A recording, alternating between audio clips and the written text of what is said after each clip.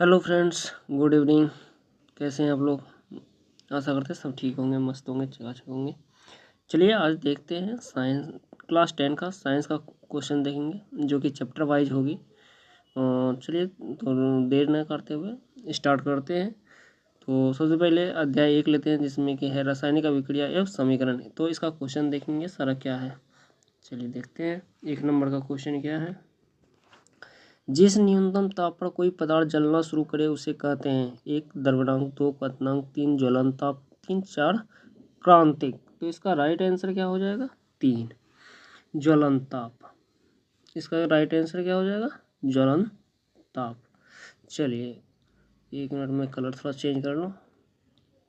चलिए दूसरा number question देखते हैं।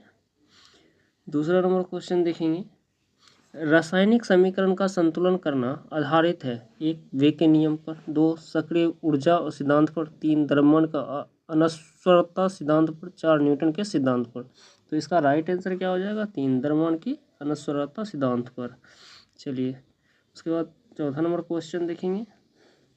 निम्नलिखित में कौन ऊष्माक्षेपी अभिक्रिया का उदाहरण है? 1 अम्ल को जल द्वारा तनु करना, 2 नौसादर का ऊर्ध्वपातन, 3 जल का वाष्पन, 4 इनमें से कोई नहीं। तो इसका राइट आंसर क्या हो जाएगा? 1 अम्ल का जल द्वारा तनु करना। चलिए 4 नंबर क्वेश्चन देखेंगे।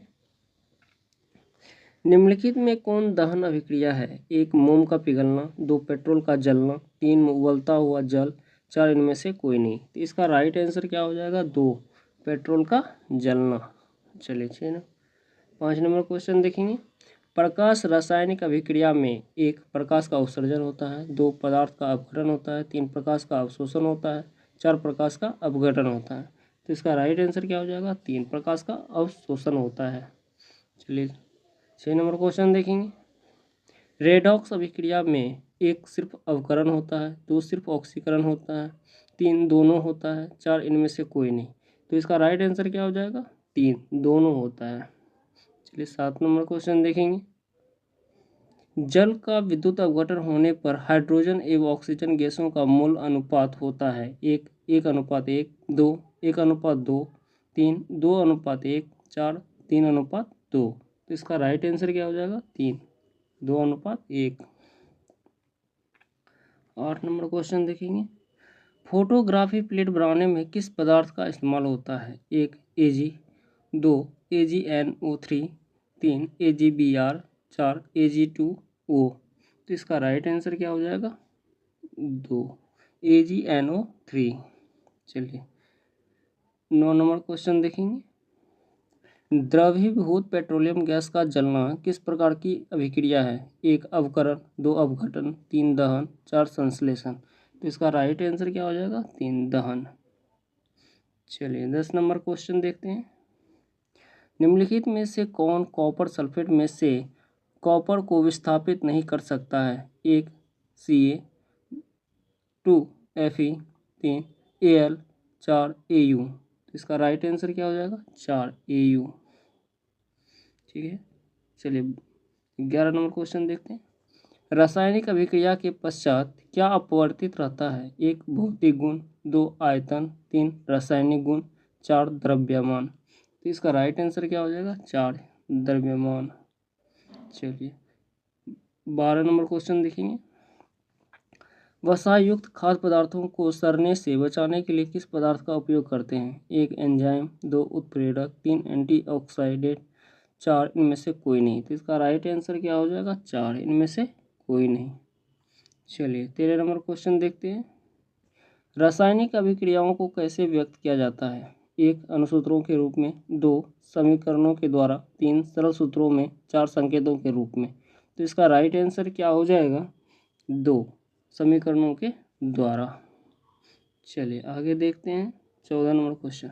निम्न में से कौन ऑक्सीकारक है? 1 H2S, 2 O2, 3 CO, 4 H2। तो इसका राइट आंसर क्या हो जाएगा? 2 O2। चलिए 15 नंबर क्वेश्चन देखेंगे। निम्न में से कौन अवकारक है? 1 H2S, 2 HNO3, 3 H2SO4, 4 O2। इसका राइट आंसर क्या हो जाएगा? 15 का 1 H2S। चलिए 16 नंबर क्वेश्चन देखते हैं। भोजन का पचना एक अभिक्रिया है। 1 अवकरण, 2 उदासीनीकरण, 3 ऑक्सीकरण, 4 विद्युत अपघटन। तो इसका राइट आंसर क्या हो जाएगा? 3 ऑक्सीकरण। चलिए 17 नंबर क्वेश्चन देखेंगे। बिना ज्वाला के जलने वाला पदार्थ है। 1 कोयला, 2 मीथेन गैस, 3 मोमबत्ती, 4 केरोसिन। तो इसका राइट आंसर क्या हो जाएगा? 1 कोयला। चलिए 18 नंबर क्वेश्चन देखते हैं। निम्नलिखित में कौन दहनशील पदार्थ नहीं है? 1 कागज, 2 पुआल, 3 पेट्रोल, 4 सीसा। तो इसका राइट आंसर क्या हो जाएगा? सीसा। चलिए 19 नंबर का क्वेश्चन देखते हैं। पेट्रोलियम गैस निम्न में से किसका मिश्रण नहीं है? 1 ब्यूटेन, 2 प्रोपेन, 3 एथेन, 4 विभिन्न हाइड्रोकार्बन। तो इसका राइट आंसर क्या हो जाएगा? 4 विभिन्न हाइड्रोकार्बन। चलिए 20 नंबर क्वेश्चन देखेंगे। निम्नलिखित में से कौन दहन का पोषक नहीं है? 1 वायु, 2 नाइट्रोजन, 3 क्लोरीन, 4 मैग्नीशियम। तो इसका राइट आंसर क्या हो जाएगा? 4 मैग्नीशियम। चलिए 21 नंबर क्वेश्चन देखते हैं।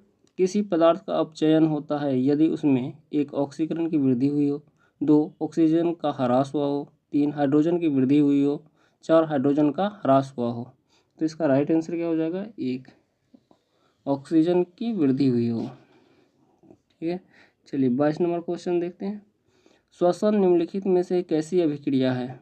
1 संयोजन अभिक्रिया, 2 वियोजन अभिक्रिया, 3 ऊष्माक्षेपी अभिक्रिया, 4 ऊष्माशोषी अभिक्रिया। तो इसका राइट आंसर क्या हो जाएगा? 3 ऊष्माक्षेपी अभिक्रिया। चलिए 23 नंबर क्वेश्चन देखते हैं।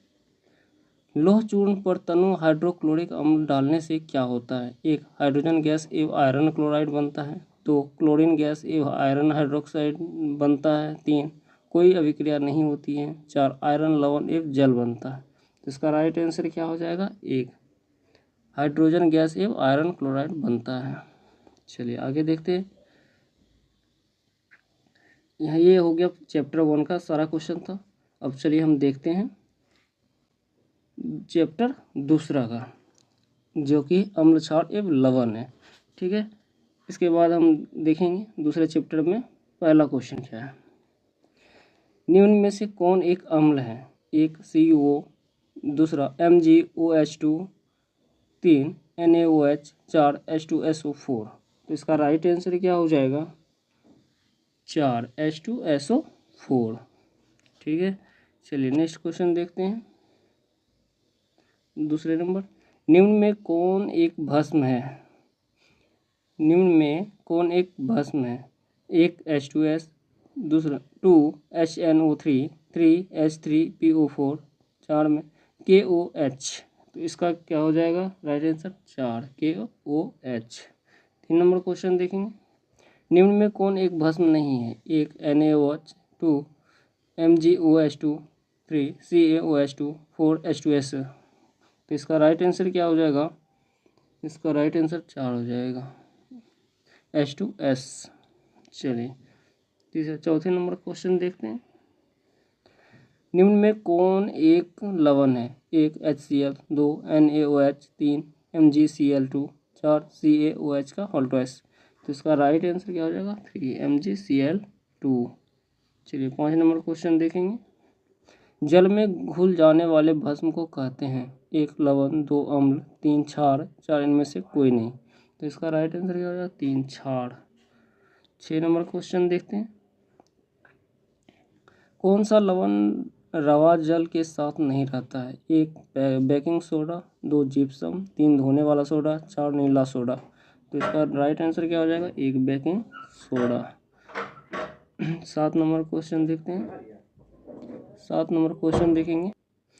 7 नंबर का क्वेश्चन का क्या आंसर हो जाएगा? 1 में अम्लीय, 2 क्षारीय, 3 उदासीन, 4 इनमें से कोई नहीं। तो इसका राइट आंसर हो जाएगा अम्लीय। चलिए 8 नंबर का क्वेश्चन देखते हैं। उदासीन विलयन का H+ का मान होता है? 1 10⁻⁻8 m, दूसरा 10⁻⁻7 m, 3 10⁻−10 m, 4 10⁻11 m। तो इसका राइट आंसर क्या हो जाएगा? 2 10⁻⁻7 m। चलिए आगे देखते हैं 9 नंबर क्वेश्चन। नीले लिटमस को लाल कर देने वाले विलयन का पीएच मान हो सकता है, तो कितना हो सकता है? 1 10, 2 8, 3 12, 4 6, तो हो जाएगा इसका 4। चलिए आगे देखते हैं क्वेश्चन 10 नंबर का क्वेश्चन देखेंगे। निम्न में से किसकी प्रकृति अम्ल है? 1 चूना जल, 2 मानव, 3 लाइम जूस, 4 एंटासिड। तो इसका राइट आंसर क्या हो जाएगा 10 का? 3 लाइम जूस। चलिए 11 नंबर का क्वेश्चन देखते हैं। सिरका में पाए जाने वाला अम्ल होता है? 1 फॉर्मिक अम्ल, 2 एसिटिक अम्ल, 3 टैट्रिक, 4 इनमें से कोई नहीं। इसका राइट आंसर क्या आ जाएगा? 2 एसिटिक अम्ल। चलिए 12 नंबर क्वेश्चन देखेंगे। मानव पेट में पाए जाने वाला अम्ल होता है? 1 HF, 2 HCl, 3 HBr, 4 HI। तो क्या हो जाएगा इसका 12 का? HCl। चलिए 13 नंबर क्वेश्चन देखते हैं। पीएच की सही परिभाषा होती है? 1 log H plus, 2 log OH minus, 3 minus log H plus, 4 minus log OH minus. तो इसका राइट आंसर क्या हो जाएगा? 3 माइनस log H प्लस। चलिए आगे क्वेश्चन देखते हैं। 14 नंबर क्वेश्चन देखेंगे। बैटरी में उपयोग होने वाला अम्ल है? 1 सांद्र HNO3, 2 सांद्र HCl, 3 सांद्र H2SO4, 4 इनमें से कोई नहीं। इसका राइट आंसर क्या हो जाएगा? 3 सांद्र H2SO4। चलिए 15 नंबर क्वेश्चन देखते हैं। किसी विलयन का पीएच मान बढ़ने से H प्लस आयन की सांद्रता 1 बढ़ती है, 2 घट जाती है, 3 कोई बदलाव नहीं होता है, 4 इनमें से कोई नहीं। इसका राइट आंसर क्या हो जाएगा? 2 घट जाती है। चलिए 16 नंबर क्वेश्चन देखेंगे। इमली में कौन सा अम्ल पाया जाता है? 1 सिट्रिक अम्ल, 2 लैक्टिक अम्ल, 3 टैट्रिक अम्ल, 4 ऑक्जेलिक अम्ल। तो इसका राइट आंसर क्या हो जाएगा? टैट्रिक अम्ल। चलिए 17 नंबर क्वेश्चन देखेंगे। आयोडीन युक्त नमक होता है? 1 NaCl plus KI, 2 NaCl plus KiO3, 3 1 2 दोनों, 4 NaCl प्लस CHI3। इसका राइट आंसर क्या हो जाएगा? 3 1 2 दोनों। 18 नंबर क्वेश्चन देखते हैं। निम्न में कौन प्रबल अम्ल है? 1 CH3COOH, 2 HCl, 3 H2SiO3, 4 HNO3। तो इसका राइट आंसर क्या हो जाएगा? 2 HCl। चलिए नेक्स्ट क्वेश्चन देखते हैं 19 का क्वेश्चन देखेंगे। निम्न में कौन ऑल्फैक्टरी सूचक नहीं है? 1 लौंग, 2 प्याज, 3 फिनोल्फथलीन, 4 वेनिला। इसका राइट आंसर क्या हो जाएगा 19 का? 3 फिनोल्फथलीन। चलिए 20 नंबर क्वेश्चन देखते हैं।